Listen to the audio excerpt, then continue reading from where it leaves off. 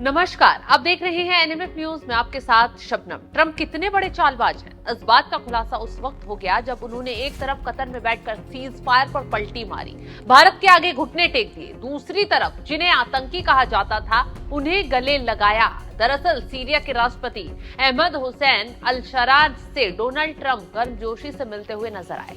दोनों के मुलाकात की तस्वीर सोशल मीडिया पर वायरल होते ही दुनिया भर में हड़कंप मच गया।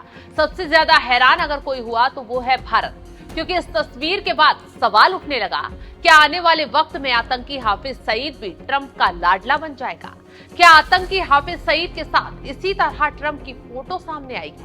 अब ये बात हम क्यों बोल रहे हैं, तो चलिए इसके पीछे पहले आपको सीरिया के राष्ट्रपति अहमद हुसैन अल-शरा की इतिहास को बताते हैं और वो राज खोलकर बताते हैं जिसे जानकर आप भी हैरान हो जाएंगे। दरअसल अहमद हुसैन अल-शरा, जिन्हें अबू मोहम्मद अल-जुलानी के नाम से भी जाना जाता है, वो जनवरी 2025 में बशर अल-असद का तख्ता पलटकर सीरिया के राष्ट्रपति बने। इससे भी अहम बात जानिए, अहमद हुसैन अल-शरा 85 करोड़ के इनामी आतंकी थे। जी हाँ, और कई सालों तक अमेरिका की कैद में रहे।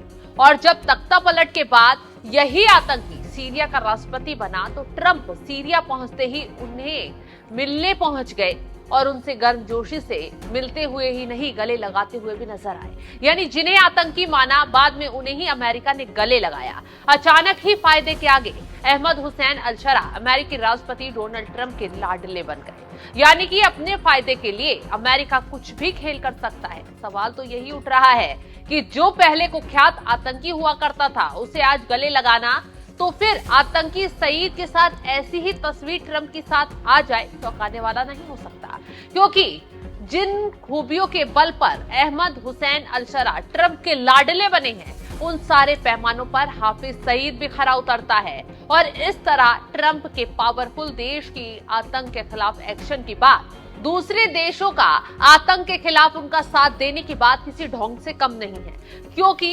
दिखावे के लिए ट्रंप सारी चाल चलते हैं। चलिए अब अहमद हुसैन अल-शरा और हाफिज सईद की समानता और करतूतें भी आपको बता देते हैं।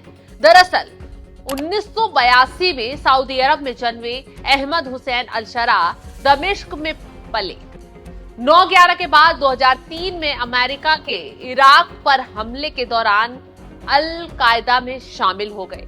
2006 में अमेरिका ने उन्हें गिरफ्तार किया और 2011 तक वहां की जेल में रखा, जहां उनकी मुलाकात आईएसआईएस के भावी नेता अबू बकर अल-बगदादी से हुई।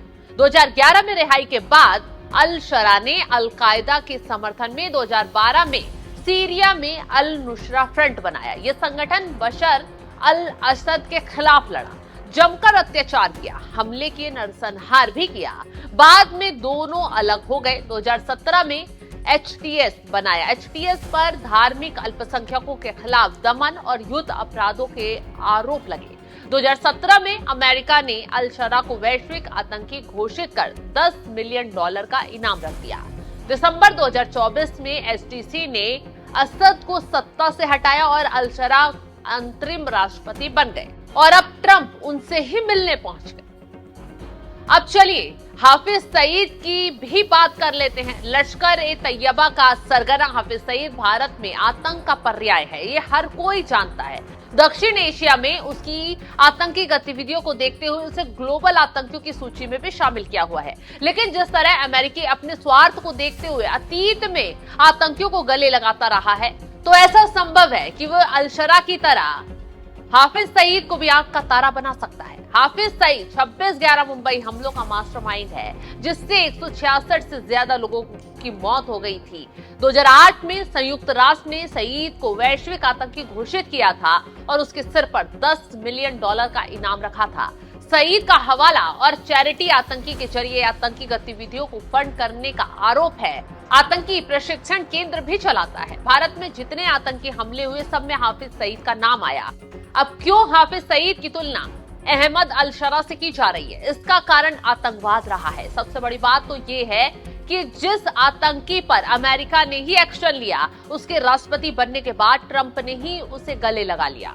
तो आने वाले वक्त में पाक के आतंकियों को भी अमेरिका तोहफा दे सकता है, कोई बड़ी बात नहीं है, क्योंकि अमेरिकी अपने तत्कालिक समीकरणों और अपने स्वार्थ साधने के लिए एशिया में हर तरह के प्रयोग करता रहा है। कभी ईरान को सबक सिखाने के लिए उसने इराक के राष्ट्रपति सद्दाम हुसैन पर हाथ रखा। जब सद्दाम ने अपनी महत्वाकांक्षा दर्शाई तो उसे मिटा दिया। इतना ही नहीं, सोवियत संघ के अफगानिस्तान पर बढ़ते प्रभाव को थामने के लिए अमेरिका ने पाकिस्तानियों में जिहादी तैयार करवाए। जब उसी जिहादी तालिबान ने अपने सत्ता में आगे बढ़ना शुरू किया तो 9/11 के बैकग्राउंड पर तालिबान ने ही नहीं अफगानिस्तान को खंडर बना दिया। 20 साल बाद उसी अफगानिस्तान से उसका मन भर गया तो वहां की चाबी अमेरिका तालिबान को ही सौंपकर चलता बना। याद रहे कि डोनाल्ड ट्रंप ने तालिबान से बातचीत का सिलसिला अपने पिछले कार्यकाल में शुरू किया था, जिसे मुकम्मल किया, जिससे साफ हो गया कि अमेरिका के लिए ना कोई उसका स्थायी दोस्त है और ना ही कोई दुश्मन। वो अपने फायदे के लिए किसी को भी गले लगा सकता है और किसी से भी दुश्मनी निभा सकता है। तो ये तस्वीर और ये बात बयां कर रही है कि डोनाल्ड ट्रंप ने कैसे सीरियाई राष्ट्रपति जो कभी आतंकवादी हुआ करते थे उनको अब गले लगा लिया, और यही अगर कभी वो हाफिज सईद के साथ करते नजर आए तो कोई चौंकाने वाली या बड़ी बात नहीं होगी, क्योंकि अमेरिका ने दिखा दिया कि वो फायदे के आगे कभी भी किसी के साथ हाथ मिला सकता है और किसी को भी ठुकरा सकता है। फिलहाल इस खबर पर आपकी राय क्या है, कमेंट कर जरूर बताएं।